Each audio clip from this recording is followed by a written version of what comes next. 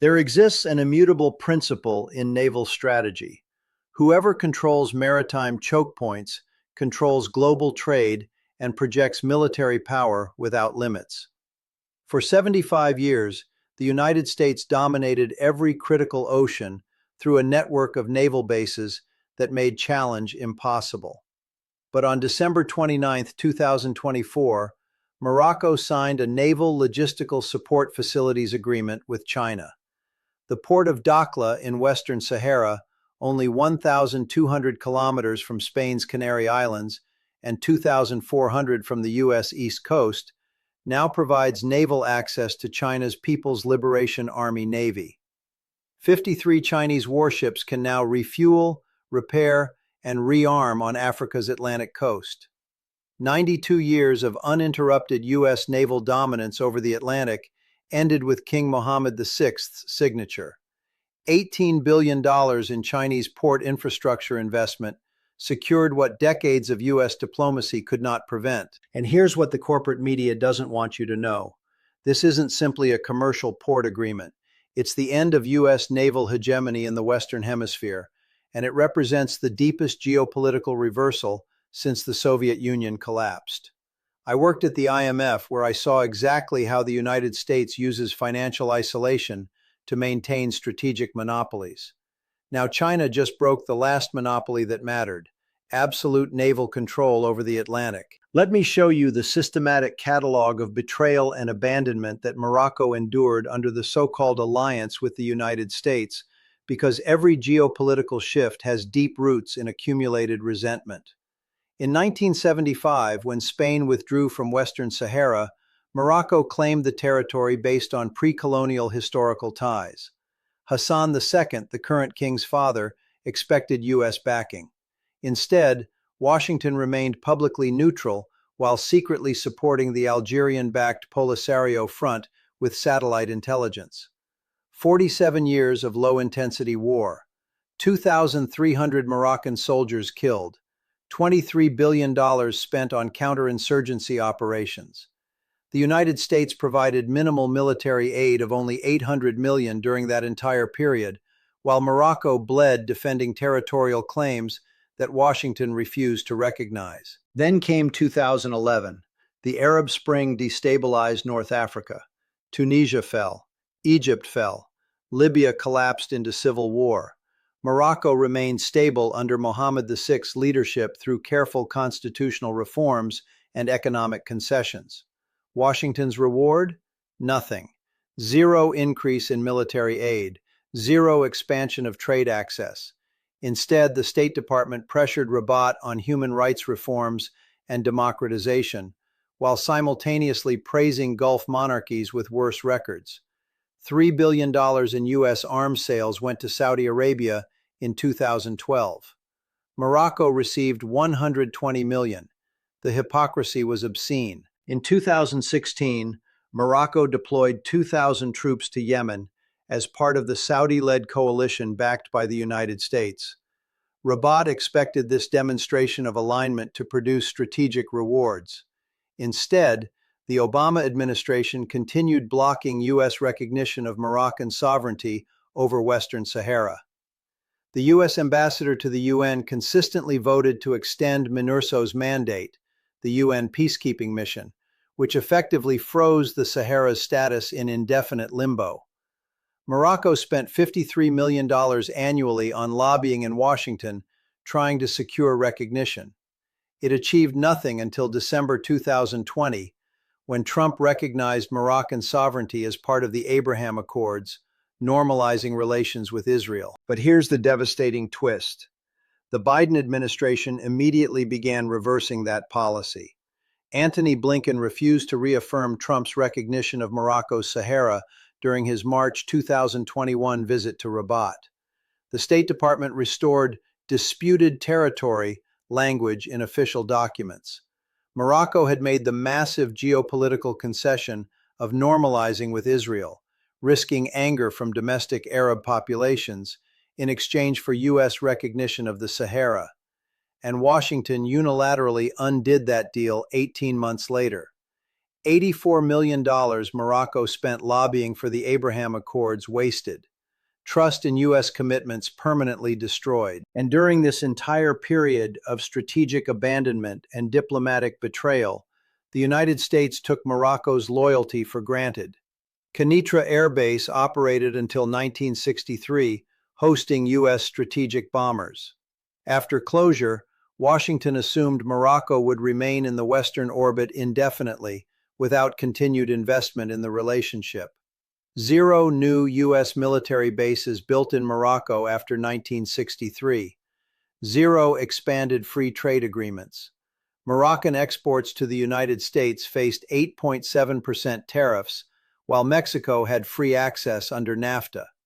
Morocco was treated as a peripheral client state, not as a strategic partner, despite being the most stable Arab monarchy and America's most reliable African ally. So what happened? On December 29, 2024, King Mohammed VI and Chinese Foreign Minister Wang Yi signed the Strategic Naval Infrastructure Cooperation Framework Agreement in Rabat. The terms were leaked to Reuters on January 3rd. China obtained 50-year usage rights over deep-water berthing facilities in Dakhla port, capacity for up to 18 warships simultaneously, fuel storage facilities with capacity for 200 million liters of marine fuel, and priority repair access in the commercial shipyard China built with $18 billion in financing. Morocco retains nominal sovereignty, but the operational reality is that China just secured its first functional naval base on Africa's Atlantic coast. Lloyd Austin, the U.S. Defense Secretary, faces his worst strategic nightmare since Pearl Harbor. The numbers are catastrophic for U.S. naval posture. Dakhla is located at 27 degrees north, 23 minutes, positioning it perfectly to monitor transatlantic shipping routes between Europe and the Americas. 82% of trade between the European Union and Brazil passes within 500 nautical miles of Dakhla. The Strait of Gibraltar, the most critical choke point between the Mediterranean and Atlantic, is only 1,100 kilometers to the northeast.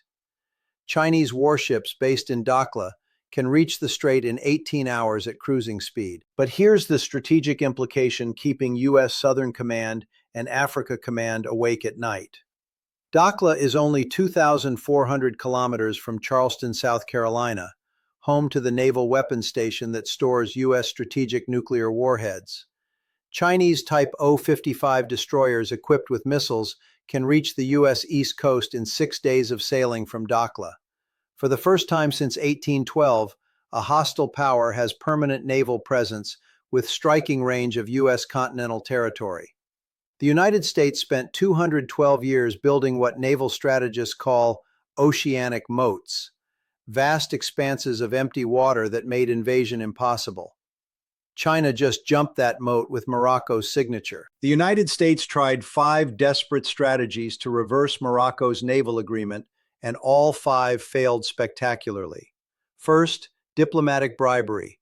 Jake Sullivan flew to Rabat on January 2, 2025, offering complete and irreversible recognition of Moroccan sovereignty over Western Sahara, something Washington had refused for 47 years. Mohammed VI rejected the offer. The king publicly declared that U.S. credibility was permanently compromised after Biden reversed Trump's recognition. $84 million Morocco spent building trust with Washington wasted when that trust was betrayed. Second, economic blackmail. The Treasury Department threatened secondary sanctions against Moroccan banks, facilitating Chinese infrastructure financing. Morocco immediately responded by threatening to close Ramstein Air Base in Germany to U.S. overflights toward Africa. 400 airlift missions annually supporting Africa Command operations depend on Moroccan airspace. Washington backed down within 48 hours because it cannot project power in Africa without Moroccan cooperation. Third, Allied pressure. The United States asked France and Spain to convince Morocco to cancel the Chinese agreement, citing NATO security concerns. Emmanuel Macron refused because France is negotiating its own $43 billion infrastructure investment deal with China, and won't risk that for U.S. strategic interests. Pedro Sanchez of Spain is desperate to maintain Moroccan energy access after Algeria cut gas exports. Madrid cannot afford to antagonize Rabat.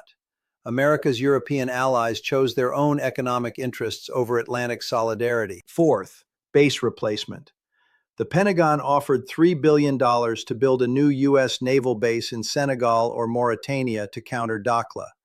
Both countries refused because they have Belt and Road agreements with China, and Beijing made clear those agreements would be canceled if they hosted U.S. military bases. China uses economic leverage more effectively than the United States uses military pressure. Fifth, NATO isolation. The United States suggested suspending Morocco's status as a major non-NATO ally and canceling joint military exercises. Morocco responded by announcing it would join the Shanghai Cooperation Organization as an observer state and deepen military cooperation with Russia. Moscow immediately offered S-400 air defense systems at discount prices. Washington realized too late that pushing Morocco out of the Western orbit toward Beijing and Moscow is exactly the opposite outcome U.S. security requires. Now I want to mention John Mearsheimer from the University of Chicago here, because his work explains precisely why the United States lost Morocco so catastrophically. In The Tragedy of Great Power Politics, Mearsheimer argues that great powers seek regional hegemony to maximize security. The United States achieved hegemony in the Western Hemisphere by eliminating all rival great powers from the American continent by 1898. That regional hegemony allowed the United States to project power globally without threats in its strategic rear. China is now replicating exactly that strategy. Beijing secured its immediate periphery in East Asia. Now it's establishing footholds in the Western Hemisphere to deny the United States its historical sanctuary. Alfred Thayer Mahan, whose 1890 work, The Influence of Sea Power Upon History, defined modern naval strategy, argued that control of maritime choke points and coaling stations determines naval supremacy. The United States dominated the Atlantic for a century by controlling Gibraltar through alliances with Spain and the United Kingdom, the Panama Canal through direct occupation, and the Azores through alliance with Portugal. China just added Dakhla to its string of pearls naval bases that now extends from Djibouti in the Horn of Africa across the Indian Ocean to Gwadar in Pakistan, and now to the Atlantic.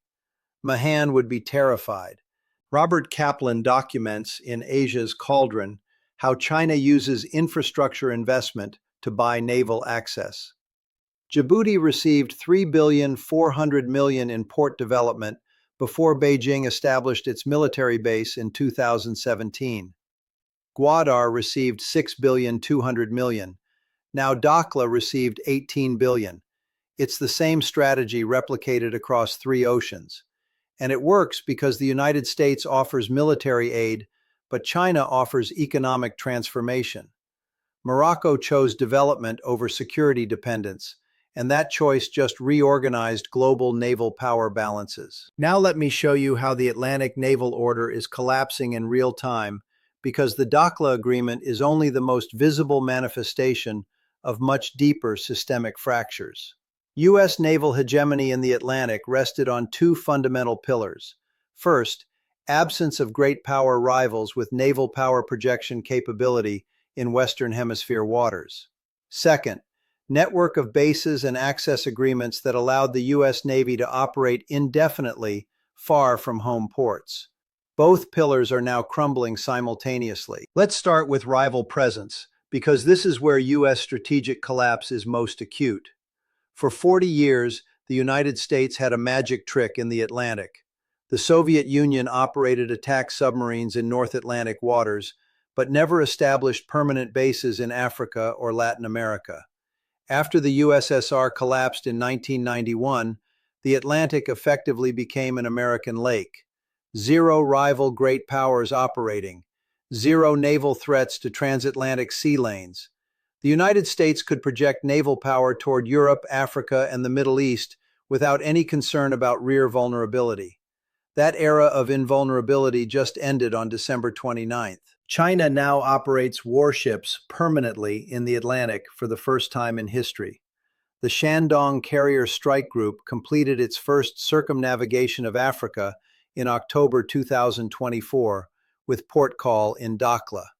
18 plan escort warships, People's Liberation Army Navy. 72 embarked J-15 fighter aircraft. 6,000 nautical mile strike capability. That places the entire Caribbean, Gulf of Mexico, and U.S. East Coast within Chinese operational range. For the first time since the Cuban Missile Crisis of 1962, a hostile power has the capability to strike U.S. continental territory from the Western Hemisphere. But here's where it becomes truly catastrophic for U.S. strategic posture. China isn't operating alone. Russia announced on January 8th that its Northern Fleet will conduct joint naval exercises with the PLAN in waters off Dakhla in March 2025. 12 Russian warships, including the Kirov-class guided missile cruiser Admiral Nakimov, that carries 480 long-range cruise missiles. Combined with Chinese naval assets, that's 30 rival great power warships operating permanently in Atlantic waters the United States considered its exclusive strategic domain. The U.S. Navy now faces two-front naval warfare, containing China in the Western Pacific and defending the Atlantic simultaneously.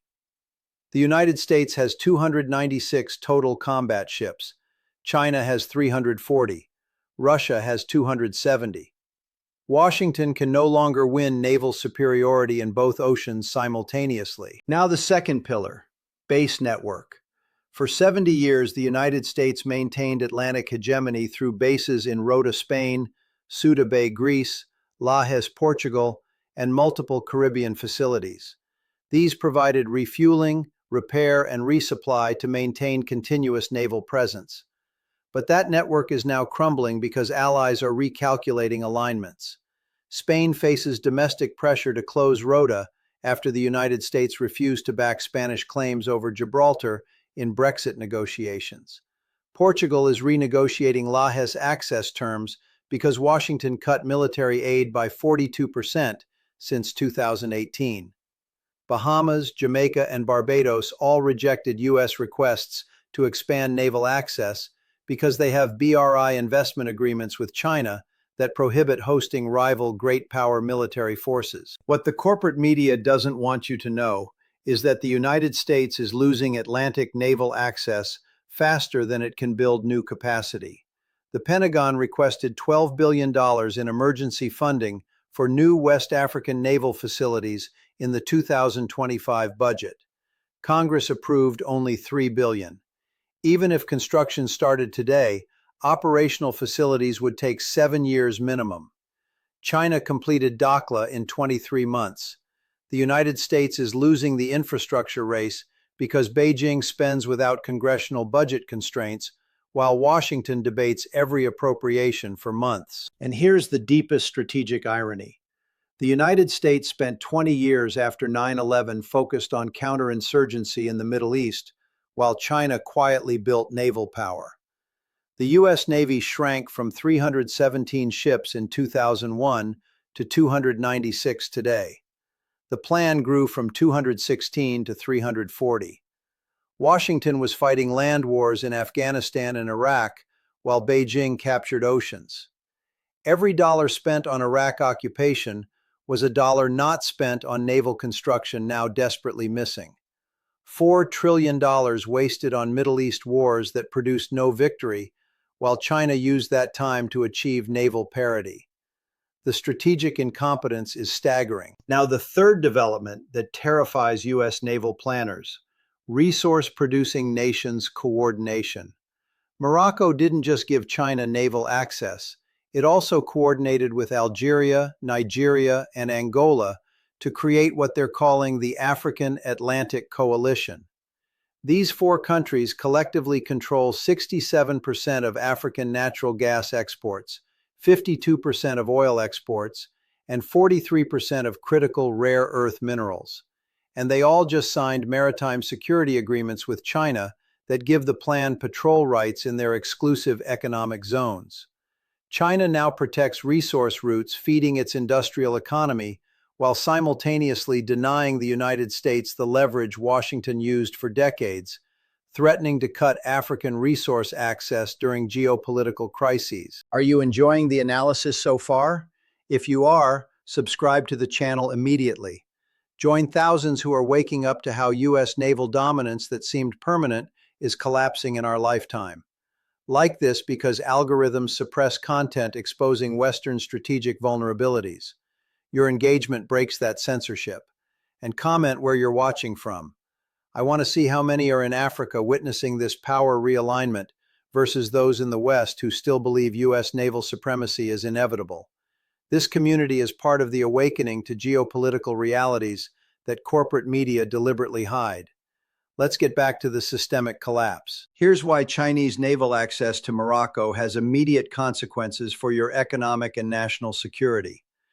U.S. naval hegemony sustained artificially low shipping costs for transatlantic trade. The U.S. Navy patrolled sea lanes, guaranteeing security against piracy and interdiction.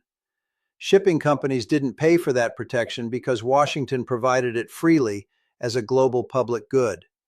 That kept transport costs at 3.2% of cargo value. Now that China can interdict transatlantic shipping from Dakhla, insurers are recalculating risk premiums. Lloyd's of London increased maritime insurance rates for Eastern Atlantic routes by 18% on January 7th. Those costs get passed to imports. If you live in the United States or Europe, every product imported from Africa or South America just got more expensive. Brazilian coffee, Colombian flowers, Congolese cobalt, all travel on ships now paying higher insurance premiums because China can threaten those routes from Morocco. Your grocery store will charge more. Your electronics will cost more. Your car will require more expensive batteries because China controls maritime access to African minerals. But the deepest strategic impact is on energy security. Europe imports 27% of its liquefied natural gas from Nigeria and Angola. Those shipments pass 150 kilometers from Dakhla. China now has the capability to blockade European energy imports during a crisis without firing a single shot. Simply positioning destroyers in international waters near shipping routes creates enough risk that tankers won't sail. Europe faces strategic energy vulnerability that didn't exist before December 29th. And here's the consequence: keeping U.S. Strategic Command awake.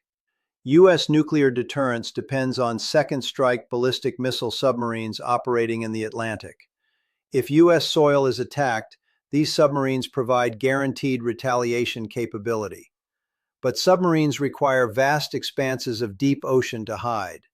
Chinese anti-submarine warfare ships based in Dakhla can now patrol transit routes U.S. submarines use to reach Atlantic patrol stations. That degrades deterrence credibility because China could potentially track and target U.S. retaliatory submarines during a crisis. The nuclear invulnerability the United States enjoyed for 75 years is compromised. But here's the genuine hope amid this strategic realignment. A multipolar naval world means no single power can use maritime power as a unilateral coercion tool. The United States can no longer blockade African ports during political disagreements because China will provide naval protection. China cannot use Moroccan naval access to extort Europe because the United States maintains sufficient Atlantic capabilities to respond. It's honest power balancing instead of hegemony disguised as global security provision. More fundamentally, African nations now have options. Morocco obtained $18 billion in infrastructure development the United States never offered. Angola is negotiating Chinese naval protection for its oil exports in exchange for port access. Nigeria uses China-US competition to secure better terms in energy deals. It's leverage these nations never had when Washington was the only maritime security provider. And here's the cold geopolitical forecast for the next decade. U.S. naval dominance of the Atlantic has ended permanently. It won't return. Even if the United States builds new naval capacity, China already established presence that cannot be dislodged without war. But the United States won't collapse strategically. It will adapt. The Navy will focus resources on defending immediate approaches to U.S. territory instead of patrolling globally. Europe will build independent naval capacity it's neglected for 30 years, depending on U.S. protection. China will expand Atlantic presence, but face its own overstretched limits, maintaining commitments across 3 oceans simultaneously. Stay alert, stay informed. What you witnessed with Morocco expanding Chinese naval access isn't an isolated basing event. It's the structural end of the era where the United States controlled oceans without challenge. 75 years of Atlantic hegemony ended with 18 billion Chinese dollars and a king's signature. 53 planned warships now operate from West Africa's coast, 2,400 kilometers from the U.S. coastline. For the first time since 1812, the United States faces foreign naval threat in the Western Hemisphere. You are witnessing the deepest reorganization of naval power since Britain lost maritime supremacy in 1945.